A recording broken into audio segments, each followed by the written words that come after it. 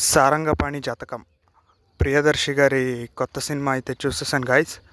Cinema అయితే చాలా డీసెంట్గానే ఉంది. ఈసారి చూసే ఆడియన్స్ని నవ్వించడంలో మన ఇంద్రగంటి గారు పాస్ అయ్యారని చెప్పొచ్చు.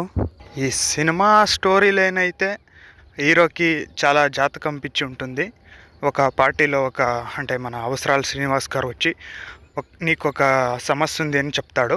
సాల్వ్ చేసుకునేదానికి హీరో ఎంత కష్టపడతాడు అనేది ఈ సినిమా స్టోరీ లైన్. అంటే హీరోకి మాత్రం జాతకాలు పిచ్చి ఉంటుంది, కానీ హీరోయిన్కి అయితే అలాంటివేమీ ఉండవు.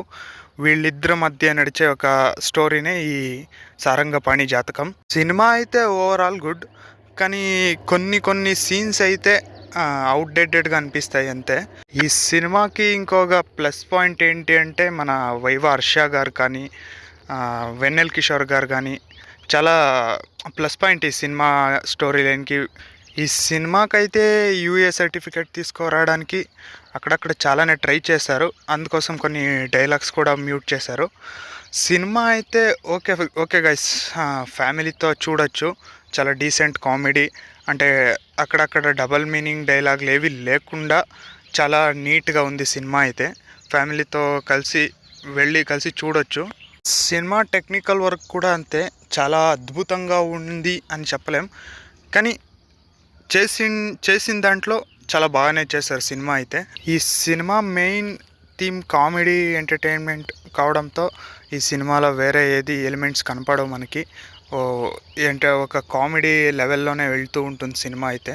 కోర్ట్ లాంటి బిగ్గెస్ట్ హిట్ సినిమా తర్వాత వస్తున్న రెండో సినిమా ఇది సారంగపాణి జాతకం ప్రియదర్శి గారికి. ఏదో కొన్ని సీన్స్ ఇడిస్తే ఇక సినిమా అయితే సూపర్ ఎంటర్టైన్మెంట్గా ఉంటుంది.